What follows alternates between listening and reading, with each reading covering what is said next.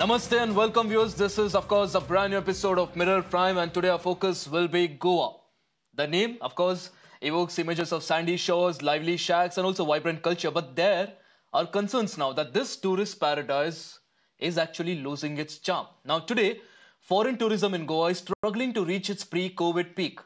A recent report claims that there is a steep decline with over 1.5 million international visitors in 2023. Compare this to 2019, there were 8.5 million, a drop of 80%. Many of these tourists, once loyal to Goa, are now choosing destinations like Sri Lanka and Thailand, where they find cheaper stays, smoother transportation, and also friendlier policies. Compounding these issues is also the rising tide in frustration, of course, that domestic tourists are also voicing. The domestic tourists, in fact, are frustrated over infrastructure, cleanliness, and lack of safety, especially as far as women are concerned.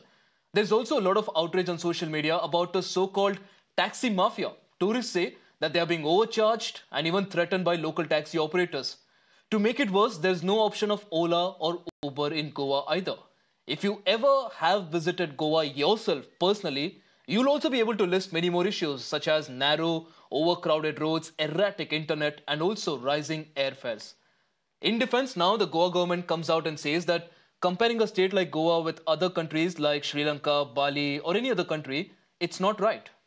But the big question, of course, tonight is can Goa evolve to stay competitive in this tourism market? Or will its charm fade, its tourism charm fade under these growing pressures? In fact, joining us right now, our guest today, Amit Palekar, who's the Goa Aam Aadmi Party president, Giriraj Pai Varnekar, who's a spokesperson of the Goa BJP, and Zorawar Kalra, the founder and managing director of Massive Restaurant. Gentlemen, I appreciate you joining us on the broadcast. I'll start with Amit Palekar here. Amitji, this is the CEIC data that I'm quoting right now. Goa's foreign tourism in 2023, it's 1.5 million. In 2019, in fact, it was 8.5 million. It's a 80% drop. What's happening in Goa? Much before this data was revealed, you must have seen my tweet about a month and a half ago, where I've categorically stated that Goa is losing its tourism to countries like Sri Lanka, to Vietnam and other places. I think you've been saying that you said it on the dot today. I think it's a failure of the government to clearly provide the infrastructure, the quality tourism that Goa was once known for. Goa is a paradise lost, and I stand by this statement when I said Goa is a paradise lost because the fact remains as people of Goa are beautiful. Goa got its name as the best tourist destination, peaceful tourist destination, maybe because of the people that what Goa holds. And what is sought to be done right now is the policy is not in place, the infrastructure is not in place. The major tourist destination, the infrastructure, the roads are in such pathetic state that you can't even walk, forget about driving on those roads. Now, considering this, you go to Sri Lanka, you have better infra. You go to a poor country, as you call it, poor country like Vietnam. You have cheaper destination, luxurious hotels, good service, no harassment by the police, no harassment by the authorities. The businesses that also have come into Goa in terms of in tourism sector have been succumbing to extortion by the government and the government agencies and probably the people in the government itself. And this we have seen with the kind of extortion that happens with the restaurants, the clubs or the music places in the name of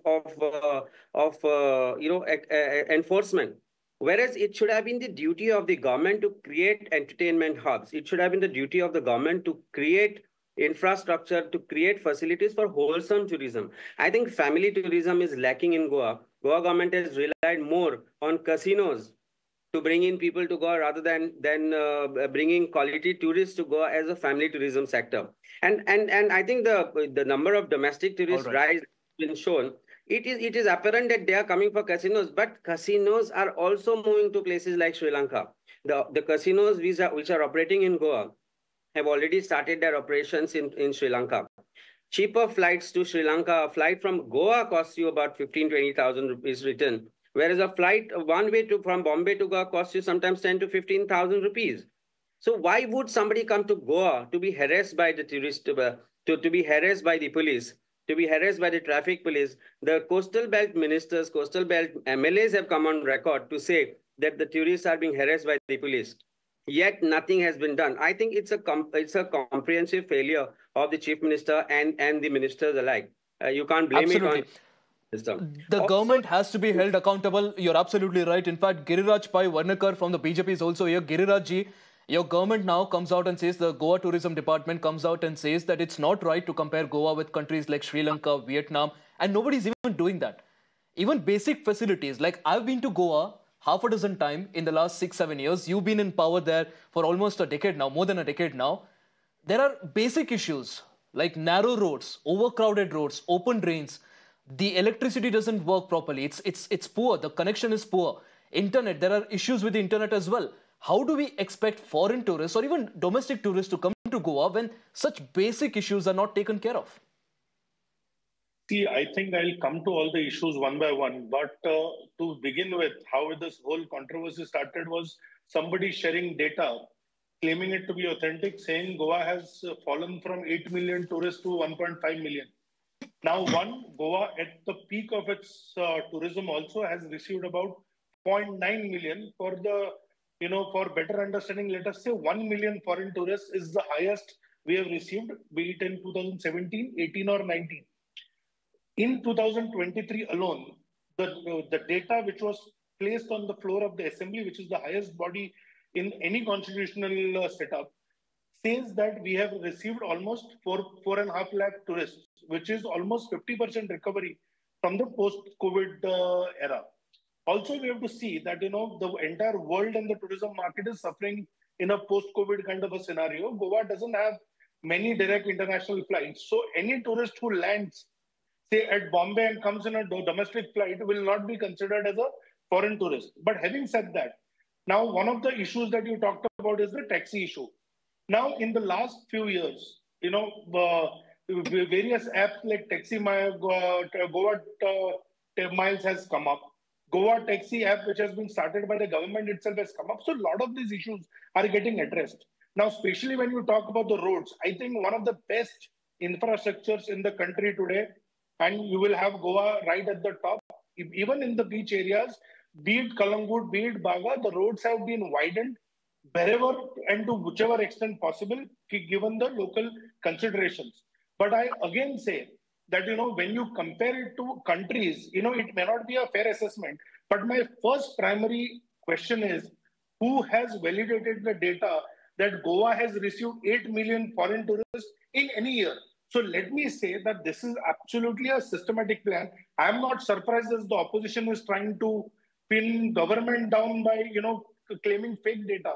But I am categorical that the assembly data which was placed has So, shown Giriraj that ji, are you saying the number at of the foreign peak of, tourists have gone up in Goa? see, I have said that at the peak of Goa's tourism, the foreign tourist arrivals were at 1 million, which is about 10 lakhs. And in 2024, now you have again said that, Goa has received only 1.5 million tourists last year. The official data says it was 4.5 lakhs, which is 50% recovery from the high of pre-COVID era. But I think the COVID era has not been factored in at all. As far as tourist security is concerned, I think there are various efforts like tourism police which have been started, Pink Force, which is specifically caters to women, tourists Okay. and women in Girraji, Goa. point So I taken, think point taken. various You're still initiatives are saying taken. that while the rest of the nation, the rest of the sectors have all recovered from COVID, COVID-related issues, Goa's tourism is still taking a lot of times. Okay, No, who do we I'll blame just it make on? a We'll very talk about it quick later, point. but let me also get in No, Zorawar I'll Kalra just here. make one quick point Zoravarji, if you I'll allow. come back to you. Girraji, I'll come back to you. Let's get in other speakers also. Zoravarji, you have a business there in Goa. You interact with domestic as well as foreign tourists as well. Give us your sentiment from there. Is everything as rosy and as perfect as our friend from the BJP here is putting it? Hi, thanks for having me.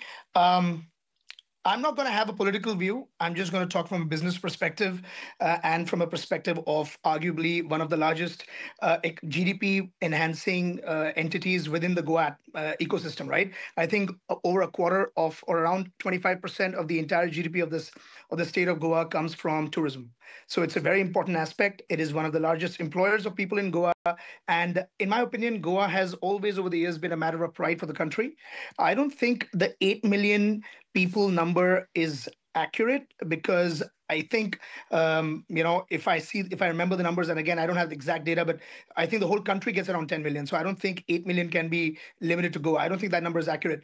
At the same time, being in the business in Goa, I think there are some infrastructural issues that can be addressed, but it's such a beautiful place, beautiful people. Some of the nicest people that I've ever worked with in my life come from that city. Yes, there has been an oversupply. I remember opening a restaurant in the right after the COVID. So in I think 2021 December is when I opened one restaurant after the first COVID. Sorry, December of 2020. In fact, we opened a restaurant right after the first COVID and before the second big Delta variant hit, and the numbers were amazing. The whole country did not have options to travel overseas. So there was artificial demand. There was artificial enhanced domestic demand as a result of overseas flights not happening, people not going overseas, a lot of the countries being shut because of the COVID. So that was the golden era. After that, I've seen a rapid decline. I don't think just the infrastructure and other things can be blamed, although they are definitely in need of major enhancement. The roads are terrible, as Then you what's to said. blame? Why not have Zoravarji, Uber you're and saying Ola? infrastructure is not to be blamed, poor electricity is not to be blamed, the road condition is not to be blamed. Then what is to be blamed? Well, I definitely don't think that they are the only factors. There are other competitive aspects that are coming up. People have reduced, slashed down prices in places like Sri Lanka because the economy was in doldrums. So a price of a hotel that was 100 rupees is now 25 rupees and 30 rupees. So there have been other international competitive pressures that have come in. But yes, the Wi-Fi not working in many parts of the country, that's of the state, sorry, is a problem, and the roads remains a problem. But there also seems to be another issue that affects our industry specifically, which is the sound issue, the restaurants shutting down for a state that that relies 25% of its economy on a particular industry. Why not promote it? Why not give it more comfort, give it more support, have the music be allowed? It's a party destination. How can you have music shut at 10 o'clock? Yes, definitely follow the rule of law. Safety is paramount. If people feel safe, they'll come out more. But at the same time, I think there are other factors also at play that are international in nature, that are competitive in nature, that are market dynamics related, that perhaps cannot be fully blamed on the infrastructure. But there are inherent issues that, as a restaurateur, I think the government needs to address. The timing issue, why shut restaurants at 10 o'clock? Why not have easier access? Some of the problems the authorities, especially with the police, that some of the restaurants are facing, they are a major challenge that prevents more and more people from opening restaurants in the state. But I think these are all addressable. I think if everybody works together, the industry, the government, the authorities, if they all work together, it can be the paradise. I don't think it's a paradise lost. I'm very proud of Goa. It's my favorite place in the country to go for a holiday. And I think it bounce right back. And I think it will bounce right back with the right concerted efforts and joint efforts. Right, you're talking about efforts now. I'll go back to Giriraji from the BJP. Giriraji, you heard a lot of points there, and this wasn't a political view. This is a person who's speaking from a business perspective about the aspirations of the tourists and also the people who are, involved in business there as well. And we'll be speaking on that as well. And also, one of the important points that you made now is about the domestic airfare. Why aren't you fixing it? It's a double engine government, isn't it? You have your own government at the center. You have your own government in Goa. You're talking about direct flights. You're talking about air connectivity being poor. Why is it poor? Why isn't your government for the past 10 years fixing that? For example, we're talking about domestic airfares. I was just reading this tweet today, which, astounded me. The fact that during Chhath Puja, a flight from Delhi to Paris is cheaper than a flight from Delhi to, say, a place like Patna. What's your government doing about it? See, if you remember, I think, some of the commercial aspects, I think, will be left to the private players because government cannot intervene in every aspect. I think during the COVID, especially, there was a lot of surge pressures. I mean, surge caps which were put. But Mr. Giriraji, your Union Aviation Minister on record, the first thing he said after he was sworn in was that he will ensure that prices of airlines, airfares are regulated. It's been months now since he's taken charge. It's not fixed. That is a work in progress. But I think, when we are speaking about political issues specifically in Goa, if you see any proposal that gets, any good project that gets proposed, the opposition or, there is an opposition to it. For example, Goa today has two airports, Mopa and Dabolim. The whole opposition is out there saying that Dabolim will be shut once Mopa starts. But today, if you see, the number of tourist footfall has increased. The flights have increased. So there is a work in progress. As far as electricity is concerned, currently Goa is connected from only one grid. The second grid, and especially, since Amit is here, I think Aam Aadmi Party has led the agitation saying that Tamnar project should be opposed, which would have actually connected us to southern grid, which has ample power in surplus. But today Goa has no connectivity to the southern grid because the Tamnar project was delayed because of this activism. Again, as it was rightly pointed out, there are things like Supreme Court guidelines where we have to close music at 10 p.m. You tell me any other foreign destination, be it Thailand, be it Bali. I have been to this destination. Even Colombo, I was there recently. There are no such restrictions. But in Goa, a project like a marina, which is going to get you the quality over quantity that we talked about, but marina gets opposed. So all that many people do is, I propose you oppose. Now you talked about taxi people. You every time government, even when Goa Miles was started, which actually gives tourists an option not to succumb to anybody trying to please them. What was the result? You ask the opposition leaders. They are the ones who always oppose Goa Miles, saying that you are denying, the right to income to our local people. So all I'm saying is, you're talking of the opposition now. Amit ji is also here. He's the Aam Aadmi president of Goa. Amit ji, once again, Giriraj ji, I'll ask Amit ji to intervene here because you're saying a lot of things here. Amit ji, a lot of allegations against you, especially the Aam Aadmi party and the opposition in Goa. Mr. Giriraj is very clearly saying that the BJP government in Goa wants to do everything that they can to make sure that Goa is a beautiful place. It's a perfect place for tourists, but opposition like yours don't let the development happen. Well, Ashish, one thing I will tell you is that I started by saying that Goa has been Goa because of the people that we are. Mr. Zorawar, I've heard him over a period of time, and I think he has sugarcoated the problems. I must mention here that even though I'm a lawyer, my family comes from hospitality industry. My wife is owning some restaurants. We even own some night out places. And I will not sugarcoat the problems. The fact remains as red tapeism has killed the restaurant industry, is trying to kill the entertainment industry. And as far as what Giriraj says, I think Tamnar project in per se was not objected. The way and the manner in which it is being done is objected. There is a communication failure between the government and the people and the stakeholders, and that is a problem. The hospitality industry, as far as I know, and I represent the Sheikh and Restaurant Owners Association. I represent the Retail Alcohol Owners Association. I'm the lawyer too. And we are also in the same industry, and we know the problems that are being faced because of the government's failures. Now, blaming it on the opposition is the best thing that Giriraj can do. I think Mr. Zorawar must have not traveled these days to places, or Giriraj must have not traveled these days right in from Panjim city to the major tourist destinations of, say, Anjuna, Vagator, Arambol, Moji. There are but no a friend roads. from the BJP here, Amit Palekar, a friend from the BJP here, says the roads are widened. Everything has been put in place to help tourists.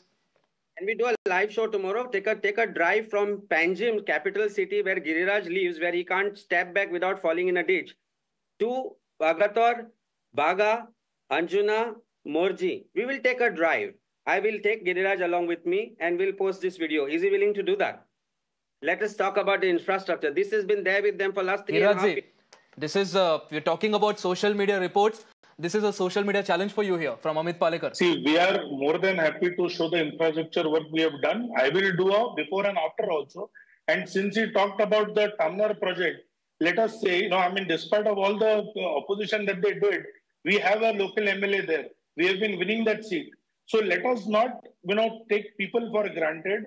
All I'm trying to say is the Mopa airport was also, it may not be Aam Aadmi Party, but Congress had opposed it. The deadline for 10 p.m. music, the opposition was on the streets. Now 10 p.m. deadline is hurting the businesses. I'm not saying that, we should not have any regard for people living around these tourist places. But the moment you start putting such restrictions which are not there, you're talking about some legal troubles, which I can understand. There's only little you can do about it. But let's also look at the other issues. A lot of tourists have been complaining about being harassed by cops, and it's not just the tourists. Your own MLAs, in fact, in September, 3 MLAs, I believe it was Michael Lobo, Kedar Nayak, Delilah Lobo, who went to the DGP and spoke about issues with law enforcement. I mean, it's your government. When you can't help tourists with law enforcement and you can't solve their problems, Amit Palekar is going to come out and say that what right do you have to stay in government? You're not able to solve the electricity issue, the domestic airfare issue, the law enforcement issue. Questions are going to be raised. See, the problem is, sometimes it's a chicken and egg story. Some of these MLAs also went to the police station from the ruling party itself and complained that there is a loud music beyond 10 p.m. And the moment government acted, they go back and say that there are no tourists. So I think we have to look at it as Goans. The moment you say that Goa is a paradise lost, I think you are playing straight into the hands of the lobby that doesn't want Goa to prosper or wants to take tourism away. Because see, they are going to be competitive. No, I didn't say that. Like Giriraj, don't put words in my mouth. I didn't say Goa is a paradise lost. No, but Amit Palekar said it. He said it right at the start.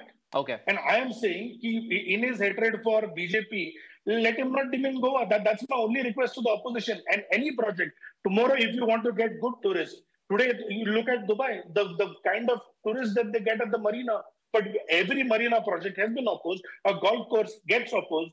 So every good project which is going to have, so till what time are you going to stand by the same infrastructure? If you can't play music beyond 10 p.m., you are not going to allow... Giriraj, I only have 30 seconds on the broadcast.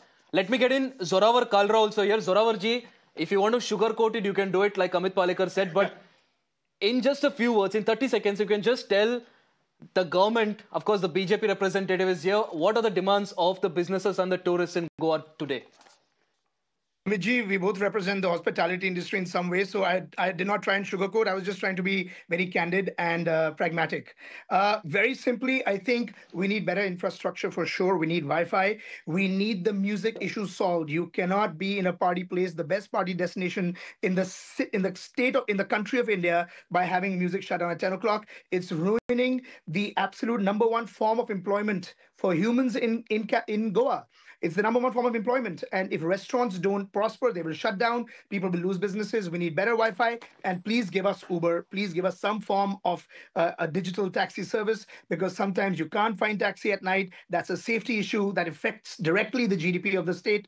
You have to support. It is the backbone of the entire economy of Goa is the hospitality industry. It has Absolutely, to be considered. So the message is very clear here. Giriraj ji and of course the government as well. Nobody is asking Goa to compete with countries like Bali, Thailand, and of course other nations. It's all about ensuring that basic facilities and the basic infrastructure needed for a tourism hub like Goa is met. And of course, this is something that's a demand not just from the business owners, but also the tourists. In fact, appreciate you all for joining us on this discussion here on Mirror Prime. All right, viewers, on that note, it's a wrap. Lots more lined up on the other side. Stay tuned.